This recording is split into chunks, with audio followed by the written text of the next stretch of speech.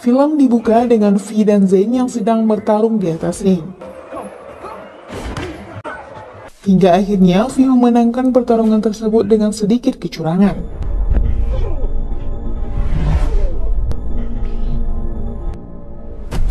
Kemudian scene berpindah di sebuah terminal di mana terlihat seorang pria bernama Hasan yang merupakan pensiunan tentara pasukan khusus. Dulu, aku pergi mana pun dekat sini, semua orang cam aku. Semua orang hormat dengan aku, termasuk diri aku sendiri.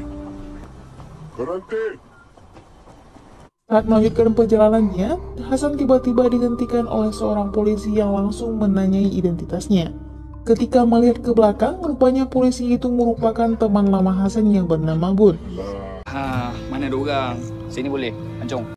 Perlu diketahui, mereka itu dulunya sekelompok gangster yang diketahui oleh pria bernama Raja. Dan bukan hanya itu saja, Hasan dulunya seorang petarung hebat yang dinaungi oleh Raja. Daerah tempat tinggal Hasan sejak dulu dikuasai dan ditindas oleh Raja. Bertahun-tahun lamanya, mereka harus bekerja di pabrik milik Raja dengan upah yang sangat rendah. Tiba di rumah, Hasan disambut dengan tidak hangat oleh adiknya yaitu Zain. Waalaikumsalam. Zain bersikap dingin karena ia merasa kesal dengan Hasan yang pergi meninggalkan keluarganya hanya untuk menjadi tentara. Berbeda dengan Zain, ayahnya bernama Munas menyambut baik kepulangan Hasan. Sedangkan ibunya Hasan sudah meninggal sejak ia masih kecil. Ayah, Zain nak pergi kerja dulu. Kemudian Hasan meminta ayahnya pindah dan ikut bersamanya keluar kota. Di sana mereka bisa hidup bebas tanpa ditindas oleh siapapun. Raja yang kena berhambus di tempat ni bukannya kita. Namun ayahnya menolak tawaran tersebut karena beralasan bahwa dirinya masih terikat utang dengan Raja. Dan untuk melunasi hutang itu, ia harus bekerja di pabrik milik Raja. Tadi ada awet lawak je. Pada malam hari, Hasan berniat mendatangi Raja. Namun, sesampainya di sana, ia terkejut karena mendapati Nazmi yang bekerja di tempat Raja. Yang kau ambil silap aku je teladan. Bukan jadi bodoh.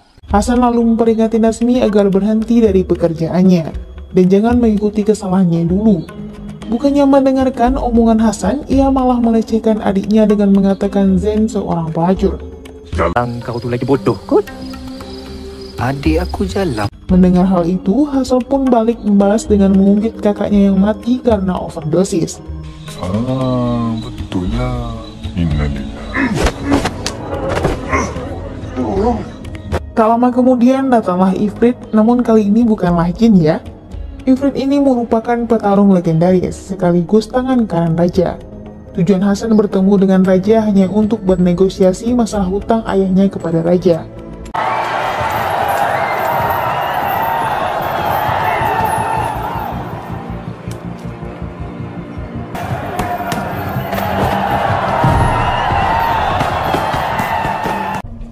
Ia berjanji akan segera melunasi hutang ayahnya dan meminta kepada Raja agar tidak mengganggu keluarganya.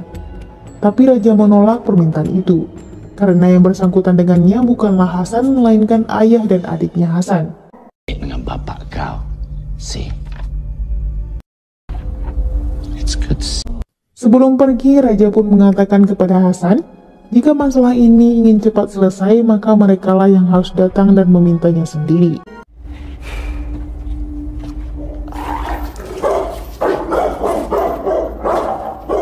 Saat akan pulang, Nazmi yang masih tidak terima dengan omongan Hasan langsung mengeroyokinya.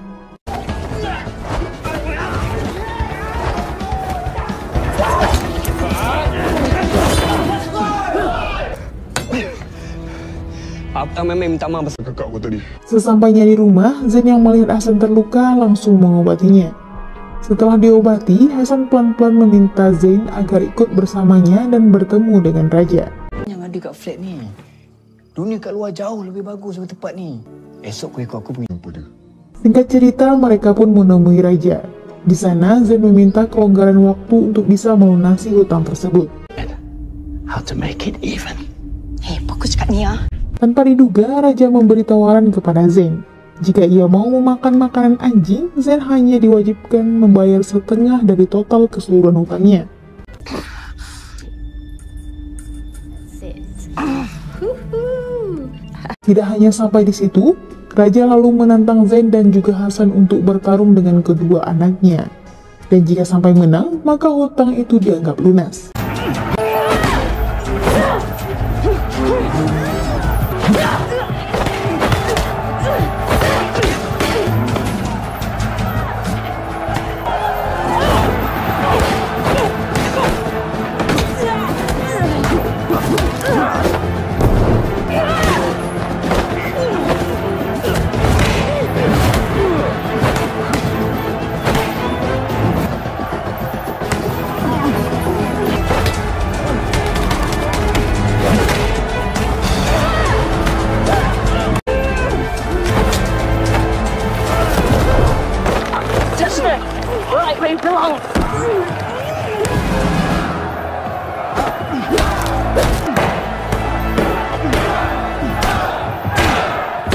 Dengan cukup mudah, mereka berhasil menang dalam pertarungan tersebut.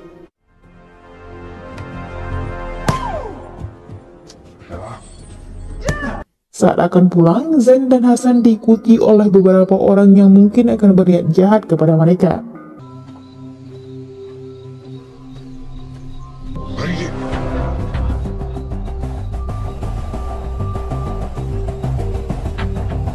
Ternyata di dalam bis, Vi dan anak buahnya sudah menunggu kedatangan Zain dan Hasan. Vi yang tidak terima dengan kekalahan tadi lalu mengeroyoknya.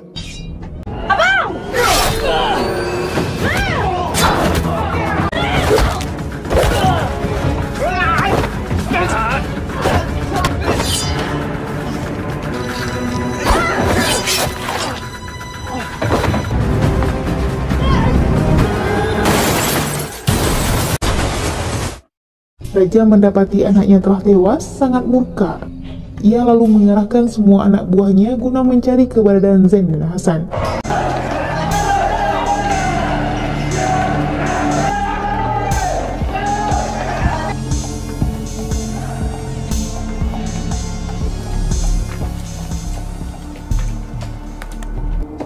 Halo, Manas. Waalaikumsalam.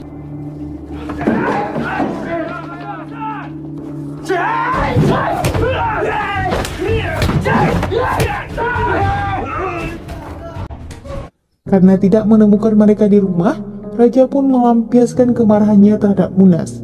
Dengan sangat kejam, Raja membakar hidup-hidup orang yang tidak berdosa.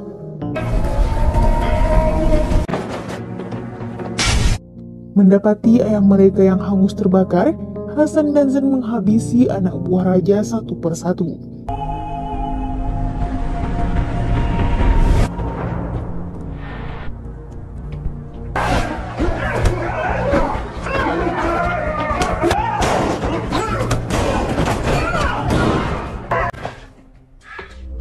Di tengah pertarungan itu, Zain memutuskan untuk mencari raja seorang diri.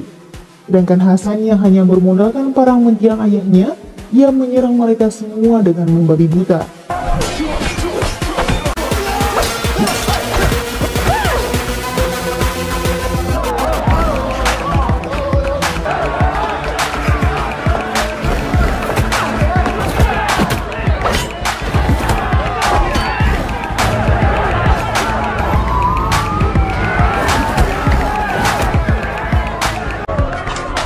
Di tengah keributan itu, datanglah polisi yang melerai pertikaian itu.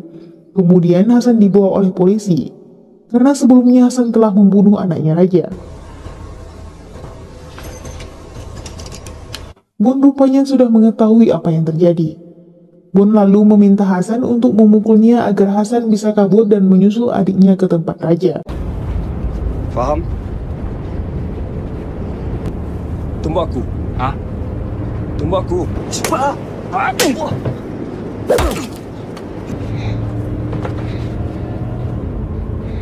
Sementara di pabrik, Zain melawan anak buah raja seorang diri. Tak berapa lama, Hasan pun tiba di sana. Di saat mereka dikepung oleh semua anak buah raja, tiba-tiba seluruh anak buah raja mendapatkan telepon secara bersamaan dari keluarga mereka masing-masing. Yang mana keluarga mereka itu tidak sudi jika mereka harus terus-menerus membela raja mati-matian. Dengan senang, bos.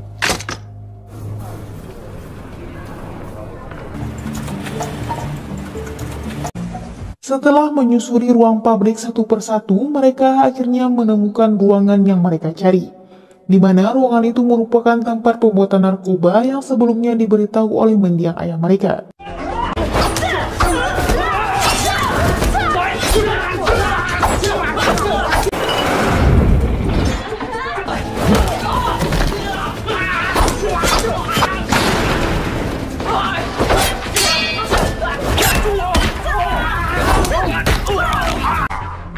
Setelah mengalahkan mereka dan membuat pabrik itu terbakar, akhirnya sang petarung legendaris menampakkan taringnya.